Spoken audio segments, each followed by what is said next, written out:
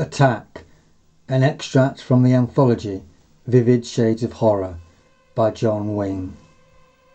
I wrote this story in homage to Daphne du Maurier's short story The Birds and Alfred Hitchcock's film of the same name, but with a modern twist and giving a reason why it occurred which the book and film never did. The beach was packed to nearly bursting point. People from all walks of life had come to this one place to relax, to be with their families, friends or loved ones, to forget the mundaneness of life, be it for a few hours. The sun had reached its zenith high in the sky, shedding its rays liberally to the holiday makers below.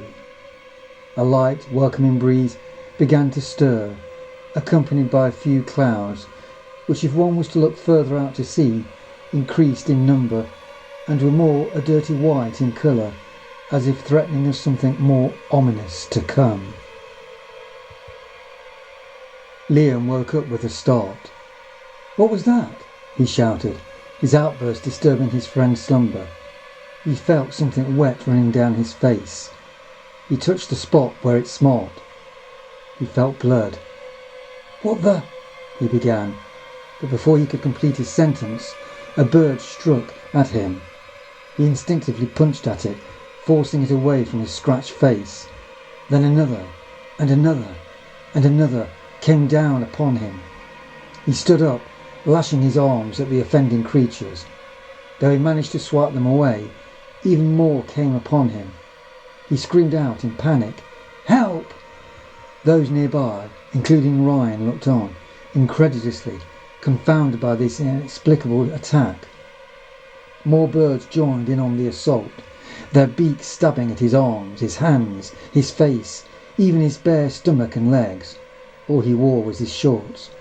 Ryan endeavoured to help his friend by grabbing the cricket bat that they had brought for an intended game, swiping randomly at any bird nearby. Thwack! A bird instantly fell to the ground. Thwack! The cracking of bones sounded on impact with the wooden weapon. Another bird fell dead to the floor.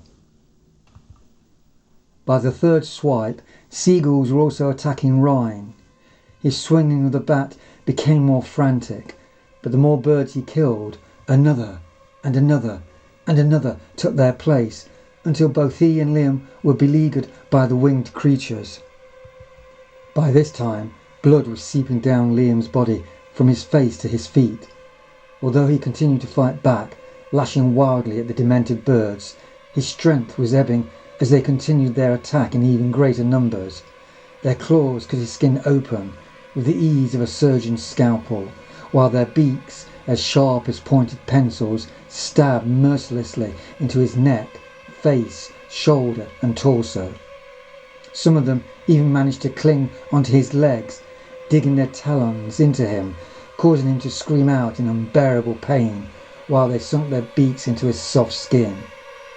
Once, when he opened his mouth in such torment, a bird pecked its beak on his tongue, instantly drawing blood.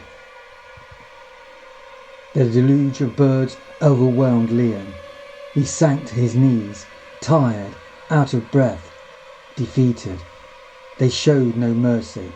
They continued to attack him, enveloping him like a blanket, their wings flapping, their beaks jabbing, their claws scratching, until there was more blood than skin on Liam's body. Ryan too was weakening. There were too many for him. He could feel his own blood trickling down his skin like treacle, from his face to his neck, down his arms to his hands. Their infernal beaks spearing into him, tearing at his flesh, literally pulling off bits of his skin as if he was a joint of meat to be devoured. With each yank of his flesh, the pain intensified, until, like Liam, he could tolerate it no longer, collapsing to the ground, suffering the same fate as his friend. All around these two victims, people began to panic. Their panic spread further still, until, like a stack of dominoes falling, the entire beach was filled with alarm. The birds kept coming in their droves from out to sea with one unified purpose, to strike at every human. They weren't just seagulls. There were oyster catchers, little egrets, ivory gulls, black-headed gulls, cormorants, spoonbills, and ringed plovers. They dived, swooped, and plummeted on every man, woman, and child. Jackson Michael Roberts was content, over 4,000 feet in the air, and he had not a care in the world. This is what the 32-year-old liked best, flying his hang glider, to feel the gentle breeze upon his skin, the freedom of flight like a bird, wallowing in the virtual silence of the heavens as he looked down upon the earth like a god. These were the moments he lived for. This is what he did to get away from his mundane job, his bickering wife, his monotonous life. This, and only this, kept him sane. This is all he lived for now.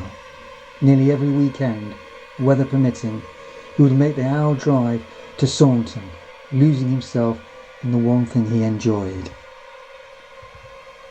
He leaned his body slightly to the right. The hang glider did his bidding, nice and easy. With the burrow behind him, he was high above the beach, with the sea spread out like a giant tarpaulin. The sun soaked his body with its penetrating rays, while the light wind rebuffed its heat, keeping him comfortable and relaxed. As he gazed in the distance, he noticed what looked like clouds, but as he peered at them longer, they seemed to move in erratic motion, up, down, then to the left and right, gaining a greater momentum and density. They were birds, hundreds of them. No, thousands of them, grouped together, packed tight, flying as one, making for the beach. A sight that Jackson found hard to accept, but could not deny. As he looked on mesmerised, one swarm flew high, blocking the sun momentarily before swooping down again. His hang glider by this time had gone out to sea. He banked to the left, turning it around, heading back to the beach, when he heard a noise just above him. It sounded like tearing. A bird screeched aloud. He craned his neck awkwardly behind him. There was a rip in the material. Just then, another bird pounced on the fabric, slashing it with its sharp talons. From then on, countless more birds attacked. Jackson couldn't believe it. They appeared to be doing it deliberately. That's impossible, he reasoned. But they kept coming, tearing into the material, squawking as they did so. By now, he knew he was in trouble, deep trouble. The hang glider was becoming difficult to manipulate. He tried to veer it away from them, but there were too many of them. Their weight was too heavy for the glider. He spiraled out of control, plunging down and down. He was helpless as a man falling out of a plane without a parachute. Down, down he went. The birds were now attacking him, scraping his body, jabbing into him like 1,000 needles. The pain was excruciating. The sound of flapping wings marred every other sound. Their assault was relentless. A black-headed gull struck at his right eye. He impulsively let go of the bar to strike at the bird. As he yanked at its body, the bird's tenacious hold was such that it pierced his cornea. His cry of pain was lost in the swirling of the mass that enveloped him as he plummeted down, down, down to his death, dropping onto an unmanned speedboat, breaking his neck, disappearing into the ocean, along with the other innumerable bodies that floated pathetically on its surface. What had been an idyllic, happy, perfect resort turned into a bloodbath of horror and mayhem. The yells and shrieks of humans intermingled with the vicious cries of birds, creating ungodly, distressful discord. The beach was one heaving mass of legs and arms, running away and striking at the deadly onslaught of beating wings, prodding beaks and lashing claws. Confused, frightened, desperate, everyone was entwined in nature's revenge. Tents, towels, lilos, food, rucksacks, clothes lay scattered as people ran for their lives, with parents grabbing their children, loved ones grasping hands in a futile attempt to escape the mad frenzy. Reckless in their fleeing, many fell in the stampede, being trodden upon by others. It was a fight for survival, where the weak and vulnerable suffered first. One elderly lady was beseeching her husband, who had already fallen to his doom, with arms reaching out. Birds swooped in at her, scratching her arms, time and time again, streams of blood pouring down them. She still shouted her husband's name until 2 ivory gulls latched onto her face as if she were a bird feeder, digging their pointed beaks into her ears, nose and cheeks. Drops of blood sprouted from her face the more they pecked, when she soon became one blotch of red.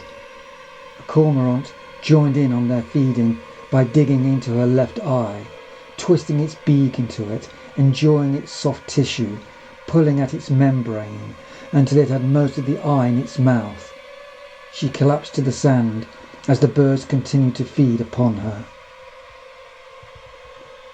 A woman carrying her little girl was suddenly set upon by 2 birds who reached out their talons, tugging at her black hair. She winced, she gasped, but she persisted in her running, holding her child even tighter.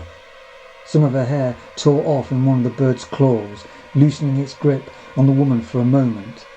However, the seagull fastened onto her again, only to be joined by a third one that also wrenched at her hair.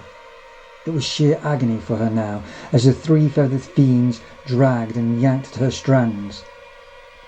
Her resistance was finally sapped when a 4th bird joined in the affray.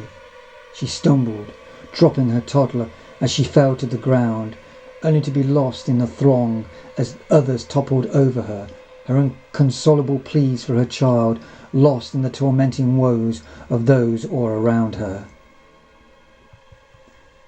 Many shoved, kicked, and fought each other to escape the horror. Their only intent was for their own survival. 2 men had come to blows fighting for supremacy, a left hook here and a right hook there.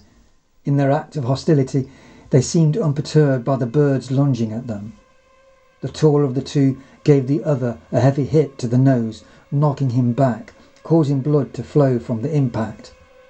This sent the birds nearby into an even greater frenzy, as the sight or smell of blood encouraged them to tackle the wounded man, clawing into his face, allowing the other man to run off amongst the mob.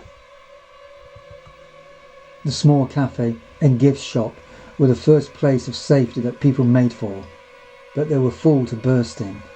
More people tried to enter the premises, but they were unable to. This caused scuffles to break out as individuals brawled with one another to try and gain entry.